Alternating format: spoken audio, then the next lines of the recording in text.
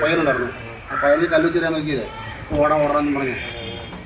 ആ ചെറുക്കൻ കല്ലു ചെറിയാൻ നോക്കിയായിരുന്നു. എവിടെയാ പാമ്പാന്ന് പറഞ്ഞ കാണിച്ചാ? എവിടെയാ പാമ്പാകത്ത്? നോക്കടാ, ഇവിടെ നോക്കടാ. ഓക്കെ,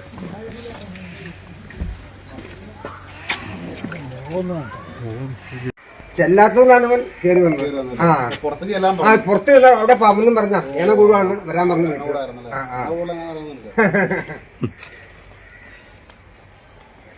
ഈ സംഭവം നടക്കുന്ന ഏകദേശം ഒരു 5:10 അപ്പോൾ ഈ സംഭവം നടക്കുമ്പോൾ ഞാൻ അകത്തുണ്ട്.